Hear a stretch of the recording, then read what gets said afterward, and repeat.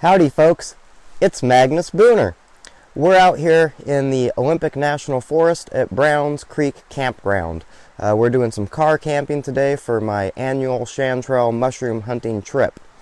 First thing I want you to do is go ahead and smack that subscribe button for me. You're not going to want to miss any of these epic videos that I'm making for y'all. Today we are making one of my favorite backpacking meals, yes, even though we're car camping. It is roast beef and gravy over mashed potatoes. So we've got this Kirkland Signature brand roast beef in beef broth. This is made out of premium top and bottom round. It's already been cooked down like pot roast, so it's really nice. It's a little heavy, but I like taking this in the woods with me when I'm camping, even backpacking. We've got some Idahoan brand instant mashed potatoes. We got them in a freezer bag. We got 1 cup of those potatoes. We got 3 tablespoons of that Nestle Nido whole milk powder. That's not the non-fat milk powder, that's the whole milk powder. We've got some salt, and we've ground some fresh black pepper into that with our grinder here. And we're going to boil up a cup of hot water and put in this bag. Now some folks make cool koozies for these out of foil to keep them warm while it's cooking. What I actually do is I just put the water in there. I've got a sleeping bag with me, so I'm going to bundle it up in my sleeping bag so it stays hot. Then I'm going to make a roux. After I make the roux, I've got my gravy mix here. This is thyme, rosemary, smoked paprika, onion powder, garlic powder, some salt, and I'll grind some fresh black pepper into this as well. And I'll have the recipe for this up on the blog because I don't remember everything that's in here. Alright, so the first thing we're going to do is get a cup of water boiling. That water is boiling, so we're going to dump it in to the bag of mashed potatoes.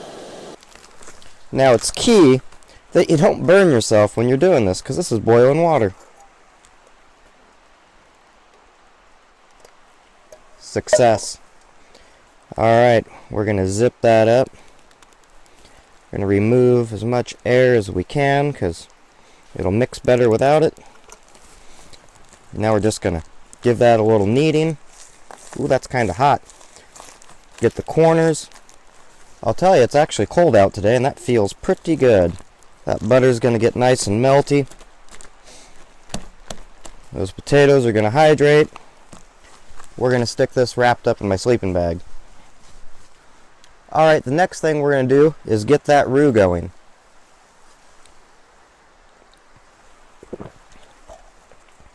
So this is my backpacking egg container. And in it, I have a foil pouch that I've pre-measured 1 tablespoon of butter, which happens to also be 7 grams.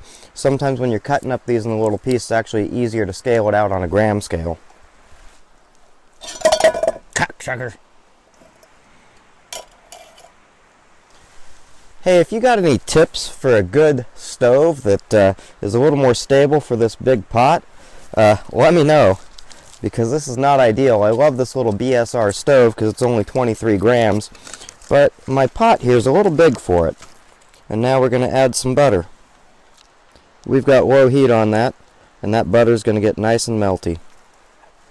Now that butter is nice and melty, I'm going to add in 1 tablespoon of Gold Medal Wondura flour. I pre-measured it in this little Nalgene container. We'll add in our butter, and we'll stir this in to make a nice roux. You can also use a tablespoon of oil to make the roux if that's easier. Alright, we've got that lovely roux made. We're going to cook it just a little bit so it gets a little color to it. That color will equal flavor. When flour browns in a process like this, it's called the Maillard reaction, and you're creating melanoidins. Melanoidins taste good. Whenever we bake something, or toast it, or fry it, we're creating those melanoidins. We've gotten some color in that roux. Now it's time to add the meat and broth to it and make our gravy. So now we've got our USGI P38 can opener. And we'll open up this can and we'll add all the contents to that roux.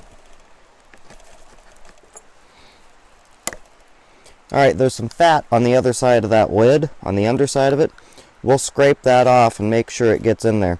This is a very low fat meat product as is, and that fat is going to equal a lot of flavor, and that's actually needed for part of the sauce, so you want to keep that in there. I think so we don't spill anything, we'll take that off of there while we add this. Does that not remind you of a can of dog food?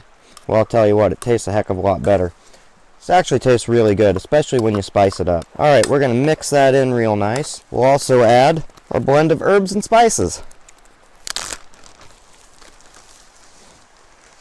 And of course, some fresh ground black pepper.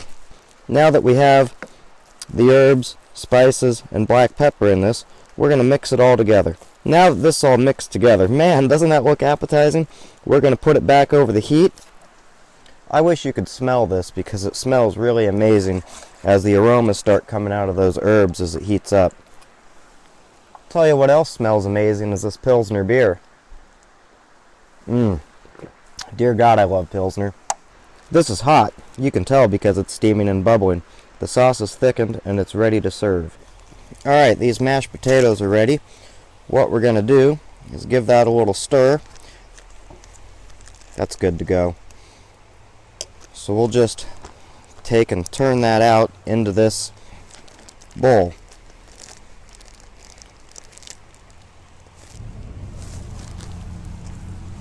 There we go. We'll give those a little mix. There's some dry spots and some wetter spots. There it is. Those are some lovely mashed potatoes. Now it's time. We've got our meat and gravy mixture. We're just going to dump that all over those lovely spuds. Oh, there it is. Now there is a lovely meal ready to serve. So let's give that a taste. Alright, so this thing is ready to eat. I like to take and scoop up some mashed potatoes, get the meat in there, and send it home. What really makes this so nice is that rosemary, thyme, and the other aromatic herbs. Otherwise, it probably would be like eating dog food. That is so good. I get the earthiness from that fresh ground black pepper. Slight smokiness from that Hungarian paprika. Oh, God. Well, hey, if you have any questions, put them down in the comment section. If you want to see a specific video, email me at magnustboner@gmail.com. You can find my blog and all of these recipes in print for easy viewing at www.magnusboner.com. Thanks for watching, and share this with your friends. I really appreciate it.